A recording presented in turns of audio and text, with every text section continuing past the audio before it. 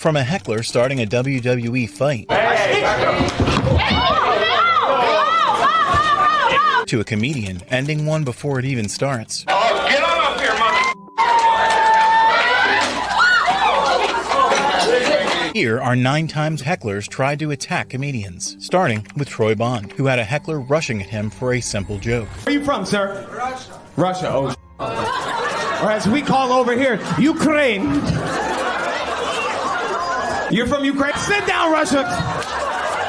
He stood up immediately. You stay seated. That's why you lost your country. Sit down. Sit the down, Steve from Blue's Clues. We are the world.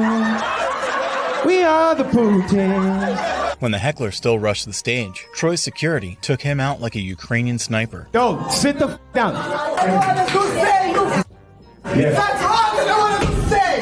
That I'm a Russian and I'm a prince and a president. You look a lot like Hitler. Important. Relax. I know, you came here to relax. I got half a Prozac up my asshole right now, dog. What the Thank you for having my back. You were ready to go, dog. And just like Troy changed his mind about Russia. Well, if anything made me not a communist anymore, it's watching capitalism kick their ass out. This next woke heckler tried to change Joe Rogan's mind on feminism after getting triggered by his anti-feminist set. Hi, I'm Lydia Lunch. I think I'm just getting material here, so I thought I'd run in. You said what? I think I'm just getting material here, so I thought I would just cut in. Sorry, it's not really working though. I love your routine. I'm not a comedian. I deal with tragedy, but we have similar subjects. You know, the way that you talk about women, I talk about men. And in a serious way. It's great. When the heckler continued her disrespect, however, it wasn't too long before Joe lost it. I'm not with these clownish impersonations of women with no brains but lots of beauty. Well, the ones that are smart are Look never. in my eyes when you're talking to me. I know, exactly. I always do that. I don't think so, Joe. Yes, I do. Stop the dumb intimidation stuff. I was thinking of a lot of the things. I know. I think I looked down. Don't go attacking me. Despite Joe trying to educate her on manners, the heckler resorted to empty threats instead. No, it's because you try to tell people what to do. Don't tell people where to look.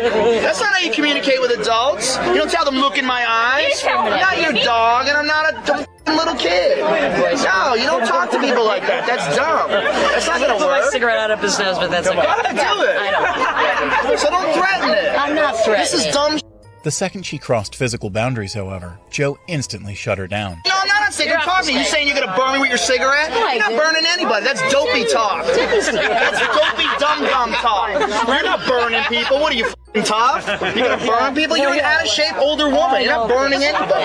I'm sure younger women. I'm in very good shape. I bet you are. Just keep working on it. Don't touch me. Don't touch me. And before ending the exchange, Joe dropped a reality check the woman's account desperately needed to cash in. I don't think you're cool. I was nothing but cool to you until you started trying to tell me what to do.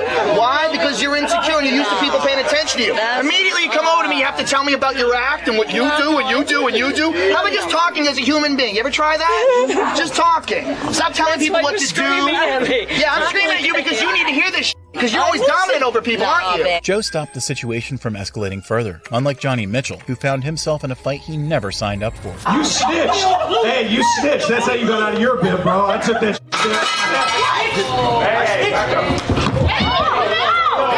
The wrestling match began when 2 hecklers started ganging up on Johnny out of the blue. Damn, I love when people of color call me the N-word. I'm like, yes. To a white guy that grew up in the 90s, you're just like, oh, tell me I'm beautiful again. We're gonna dangle you off the roof like Vanilla Ice and play with me. Are you Suge Knight? One time, play with me. Are you Suge Knight? One time, just one time. Just one time, I dare you. When the heckler didn't quiet down, though, Johnny converted the heckles into ammo for his set. I like you, bro. I f***s with you. Oh, why now? Why now? Because he has a kindly face, he's not interrupting the show, and he's laughing. And it's with a very beautiful, nice girl. I'm not cool. I think I'm cool. Damn, you're bragging that you paid with a Groupon in front of your chick? Wow, you've given up, dude. You're a big spender. No, I'm not losing out. With the heckler doubling down on his tough guy routine, Johnny showed him who the real gangster was. You know, I spent 2 years in prison, so I see the danger. Bro. Yeah. That means you fucking get cut in your bullshit. You got cut. Damn, bro. That guy's been in every hole. You never been. See, exactly. I'm way more G than you, bro. I'm way more gangster than you. You snitched. Hey, you snitched. That's how you got out of your bib, bro. I took that And when the heckler rushed the stage, Johnny proved that snitches do indeed get stitches.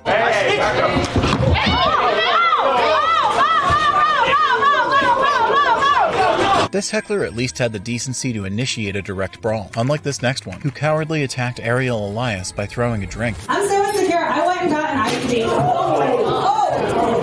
The beer throwing championship started when a heckler Karen suddenly caught the political fever. Did you vote for Donald Trump? Did I vote for Donald Trump? What do you think? No. Okay. Here's a question for you. Why would you ask me that in here knowing I'm the only Jew in this room?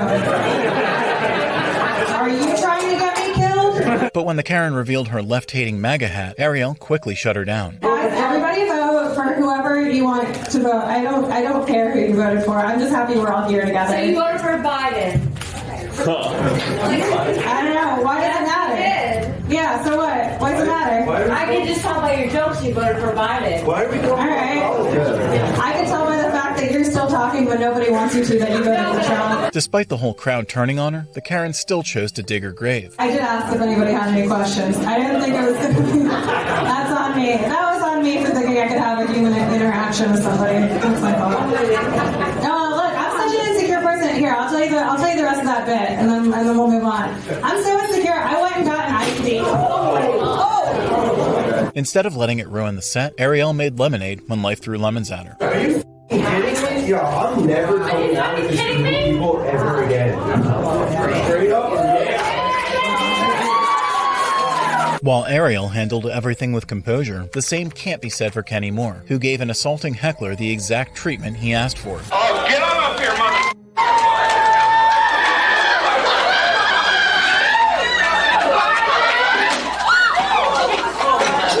Kenny's jamming had barely begun when a heckler came in off beat. What's your name?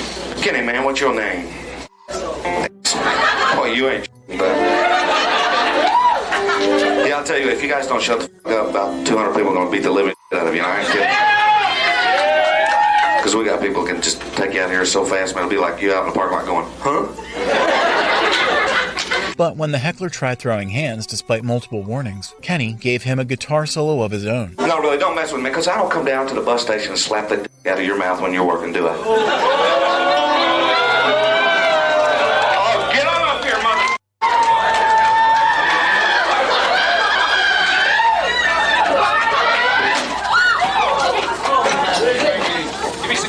Unfortunately, the same hypocritical crowd that cheered Kenny's defense flipped their tune after he actually did it. I'm sorry, man. The guy came at me. What do you think, folks? No way. Okay, show. That was unnecessary. Oh, my money back. While Kenny's crowd did a complete 180, Grant Lyon won his over when he took a wrestling heckler's hit like an absolute champ. What are you going to do about it? I'm not backing down, bro. I did not back down 1 inch there. You know how much bigger this dude is? I mean, I don't give a all right? Grant's set started going left field when wrestler Paul Lee and his friends kept interrupting him. Was she hot? I wasn't role-playing. The joke is about Spotify. What do you mean? You're like, was she hot? There was no girl in this scenario. You made the girl up. I worked with you on this thing. Yes, she was hot. I only date 10s in your imagination. Even with Grant sincerely requesting them to do so, the wrestlers refused to leave the heckling ring. What the f*** is going on here? What did I just walk up to on stage? Jesus Christ. Now I feel bad that I even came over there. You guys are so delightful compared to this train wreck over here. Please be quiet and move on. Please move on. I'm a pretty boy? Oh, okay.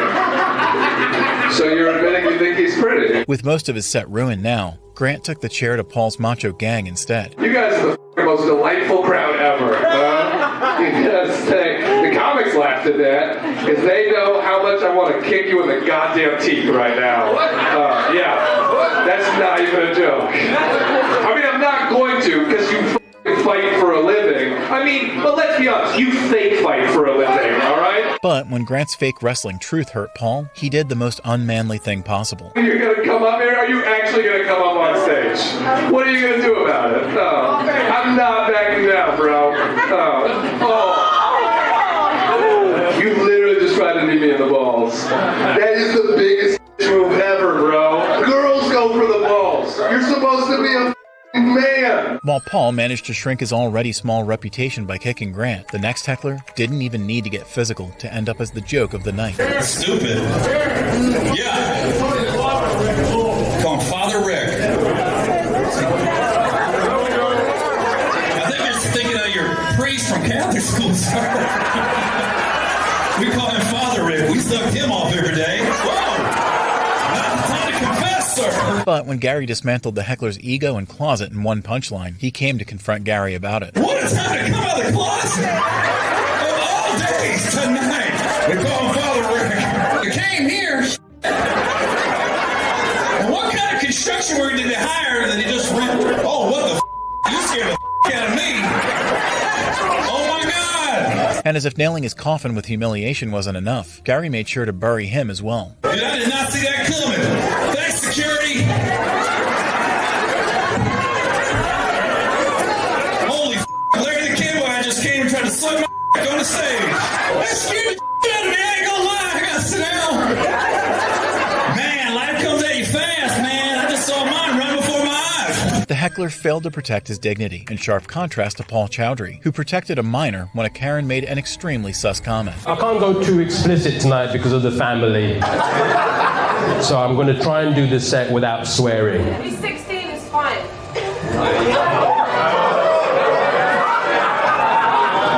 He's 16, it's fine. That's something you say to a judge. You do not shout that out in a room. But when the Karen got triggered by the call-out, Paul and his audience instantly humbled her. Whatever moaning you're doing is Moaning. moaning. Moaning. No, these are jokes. It's not moaning. You're a piece of shit, aren't you? You're a piece of shit. Yeah, they are. The worst part of the night, however, came when the pedo Karen outed herself. Make sure your daughter don't end up like this.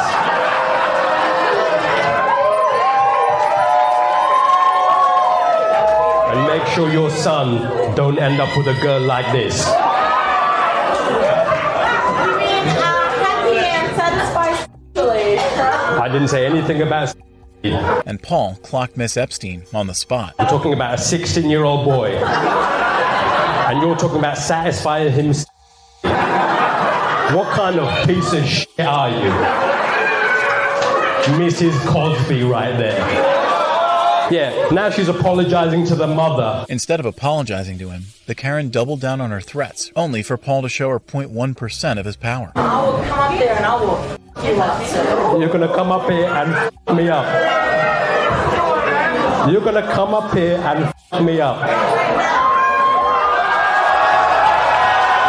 You see what I did there? That was to show you what I would do to someone if they tried to f*** with me. And before finishing his set, Sonic Paul annihilated female Diddy once and for all. I didn't even have to touch him. I threw a sonic boom on him and he fell down. And you want to f*** me up because I defended a 16-year-old boy. I will call you a f***ing idiot.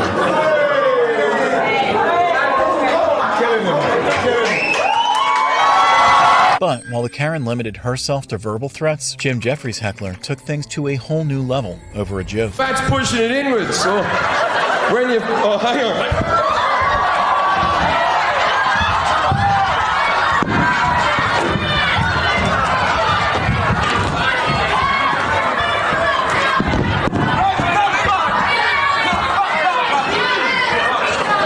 Even after taking several brutal hits, though, Jim still decided to show up. All right, that's not going to help, really. All right, but Jim's going to come back and finish his set for you. So, if you don't like it, you can go. But if you enjoy Jim, stay, because he's going to do another 5 minutes, and please... And Jim hit it harder with his jokes than the heckler could ever hit him. Ladies and gentlemen, To finish off, welcome back Jim Jeffries.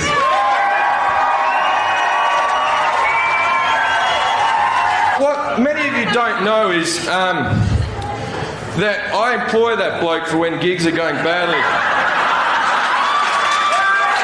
Now that his head was straight, however, there was one question that haunted Jim. You know what's really weird? What was he offended by? Does he have a really weird looking c***? Because that was the material. Don't you say that about my c***. And before the curtain call, Jim dropped one last line, making the best out of a bad situation. If you've enjoyed my show, which some of you have, right?